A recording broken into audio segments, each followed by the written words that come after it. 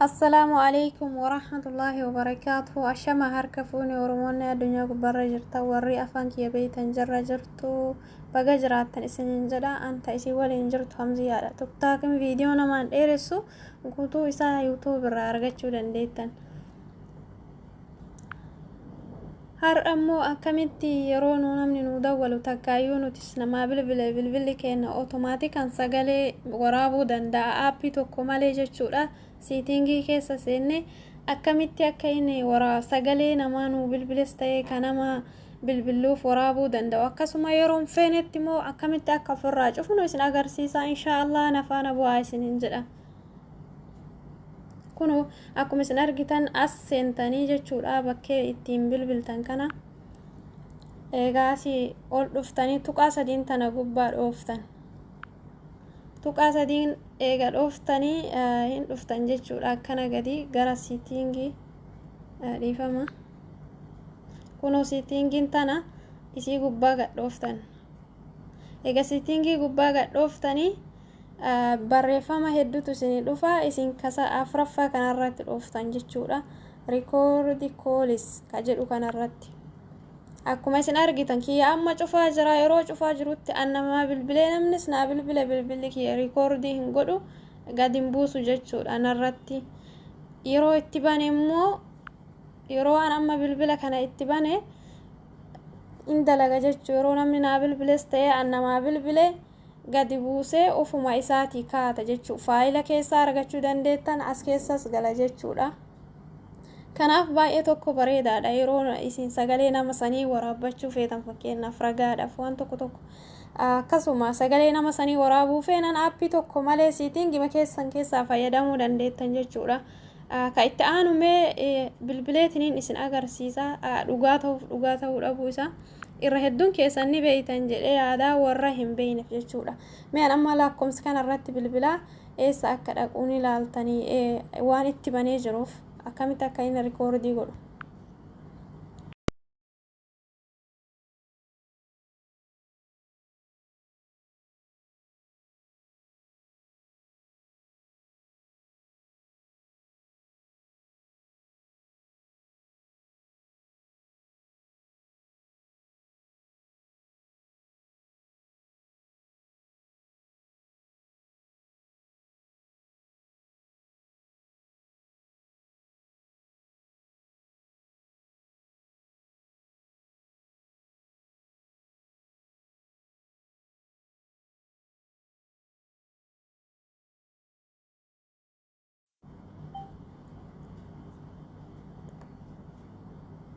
tole mee amma akka inni eessa dhaqu walumaan laalla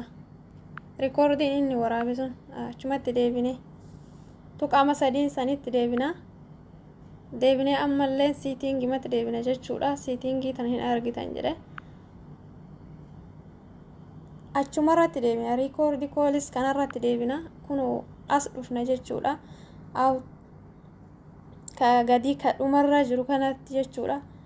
as gadhoofna mee amma sagalee reefa waraabe kunoo as jirti jechuu 27 xumurarra jirti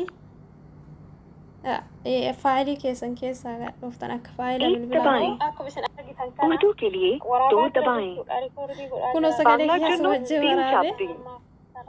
മലയാളത്തിനായി 4 അമർത്തുക സിംഹല ഭാഷാවට අංක 5 ඔබන්න akkuma isin argitan kana jechuudha baay'ee bareedaadha baay'ee natti tole haalli siitingii kana yeroon barbaannetti immoo ofirraa cuftan jechuudha akkanumatti ofirraa cuftanii kalaas sagaleen nama yeroo hunda waan yoo nama bilbiltan isin irratti hin buusu jechuudha yeroo barbaadan qofa itti bantanii kanaafuu aappii isin hin barbaachisu jechuudha sababiin isaa aappiin yeroo heddummaatu akkuma app nu fayyadu san chaarjillee ni qooddata